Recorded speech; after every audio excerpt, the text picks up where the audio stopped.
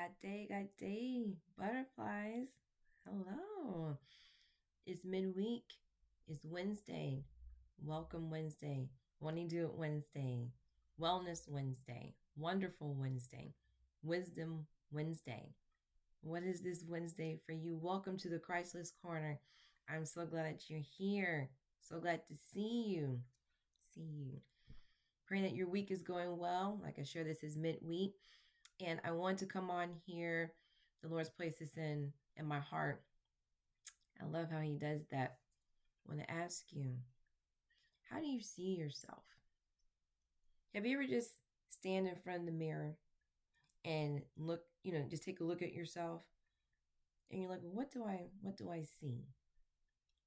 Have you ever looked in the mirror and just be like, I don't like what I see here. My hair is frumpy. My face seems droopy. My earrings or the outfit I'm wearing. Or do you ever take the opportunity to look in the mirror and say, I am created in the image of God. Genesis 1:26 and 1:27. And he declared everything pleasing, acceptable, good after he made man. That's Genesis 1:31. That's what God is saying about you.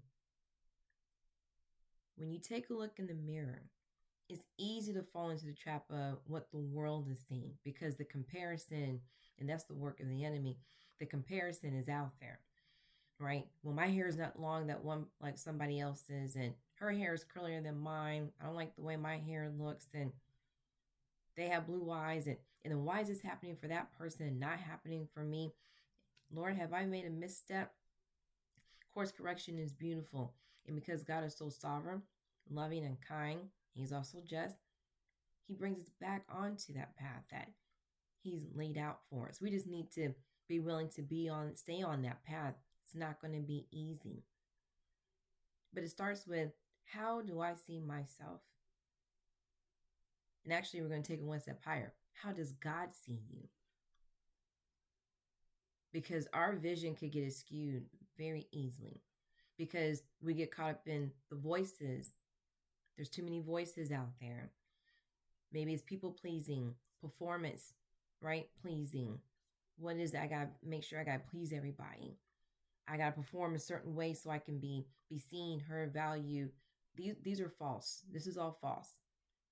This comes from the enemy. That is not, God is not asking that of you. What he's asking of you, first off, because he created you on purpose, right? You're created on purpose for him. You're created on purpose, for purpose. That purpose is for him. With purpose, that's still for him, right?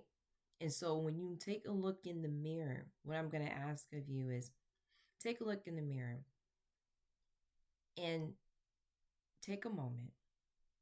You're going to breathe, right? We've been doing breath prayers. You'll just take in a few deep breaths. And then you say, I am creating the image of God. And when he created me, he declared me very good, pleasing, acceptable for him. I'm the apple of his eye. That's the most tender part. I'm the apple of his eye. I'm his masterpiece, his workmanship. That's Ephesians 2:10, right? I am fearfully, wonderfully made. Okay, Psalm 139, verses 13 through 14. You look at yourself in the mirror. God, what have you been speaking and saying over me since the beginning? So I want to come to you and speak in Psalm 139. So it's going to be verses 13 through 16. I'm going to read from the Amplified. You'll know that I enjoy the Amplified version of the Bible because I feel like, it has a tendency to dive in a little bit more. So almost like you can get like a sermon within a scripture, how it just kind of lays it out there. So verse 13, for you formed my innermost parts, you knit me together in my mother's womb. I will give thanks and praise to you, for I am fearfully and wonderfully made. Wonderful are your works, and my soul knows it very well. My frame was not hidden from you when I was being formed in secret, and intricately and skillfully formed, as if embroidered with many colors in the depths of the earth. Your eyes have seen my unformed substance, and in your book were all written the days that were appointed for me, when as yet there was not one of them even taken shape. Before he placed you in your mother's womb, that's in Jeremiah, he already knew you. God knows you. Don't listen to all the different voices that are out there saying you're not enough, that no one sees you. God is El Roi, the God who sees. You can go to Genesis 16:13 because Hagar is the one that came up with that name. God placed that in her, obviously, for that name. But when you go to Genesis 16:13, that's the first time you'll see El Roi, Elroi. He is the God that sees. He sees you. And I'm sharing this with you because I struggled with that for the past couple of weeks. It was really hitting hard. And I felt as if I was unseen, that I was overlooked, that I wasn't being noticed. I had to recognize that I don't need that from man. God sees me. Now, I'm not dismissing that, yes, we want our spouses, our parents, even our siblings, our friends, our employers, our co-workers to get that acknowledgement. We also don't want that to be our just reward. We know that the Lord sees us, but we don't want to just know it, right? The head knowledge. We want it in the heart that he sees us. He knows us from the inside out. He knows us better than anybody because he created us. God created us. So he knows us better than anybody. And so this morning, let me take a step back. During one of the prayer trainings at the church I attend, someone lifted up a prayer at the end. And what stood out to me was God never takes his eyes off of us. And it hit me. So I went up to that individual and I said, I just thank you for you even seeing that, because that hit me. And he just, that right then and there, just said a prayer over me, that God sees me. And El Roi came to mind, Genesis 16:13. And that's the lie from the enemy, that you're not seen, because God sees you.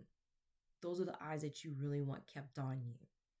So I chose this morning to look into the mirror and say, I'm created in the image of God. When he created me, he was pleased and found me acceptable for him. I'm thankful that his eyes never come off of me, that he sees me. He's with me every single step of the way. I have not been overlooked, right? I've not been cast to the side. He sees me. I'm at the forefront. And at the same time, someone sent me a song called God Don't Play About Me. Beautiful song. I mean, like a little bit of up-tempo there, but beautiful song. And it came at that moment. God is very strategic. He's very intentional, purposeful. I love that about him. Excuse me. And so, and so, I just want to come on here and share that with you as I adjust myself. I want to share that with you, that God sees you and he hears you, right? Every tear that you shed, whether it's outwardly or inwardly, he captures every single one of them. And he has them in the palm of his hands, and no tear that we shed is ever wasted. This is a reminder, you are worthy and you are lovable. This is truth. You are worthy and you are lovable. Worthy and lovable. I want you to remind yourself of that. Write that down, that I am worthy, I am lovable. That's something you can, when you look in the mirror, you can say that. So I know there's call to actions. So there's one call to action I would like for you to do is throughout the rest of this week, is to look into the mirror and you speak out 5 things that you see about yourself, that you even like about yourself. I like my hair. I like the curls in my hair. I like the color of my eyes. I like that I have freckles. I like my smile. Like, what is that? And if you want to take a step further, is Genesis 1:26, 1:27, and Genesis 1:31. You were created in the image of God, and he declared you very pleasing, good, and acceptable. He declared that once he created man, was the very good, pleasing, and acceptable. You can meditate on those scriptures just right there for the remainder of the week. And you can continue to speak that over yourself as you look in the mirror, because that starts to build your identity if it's not already there in Jesus Christ. Helps to renew your mindset, right? We want to renew our mindset. Remember Romans 12:2. You want to renew your mindset. So what is that like? It may be uncomfortable. Some people will be like, I don't want to look in the mirror. I have some clients like, I don't look in the mirror unless I brush my teeth. If you take a moment, just stop, because we can get in there and be like, okay, makeup, wash the face, whatever, ladies, how we do, men, how you guys do. Well, if you take a moment and say, you know what, let me take a moment, stop here in the mirror. Well, this is what I'm seeing. Lord, I'm fearfully, wonderfully made. I am your workmanship. You were pleased when you made me. You already knew me before you placed me in my mother's womb.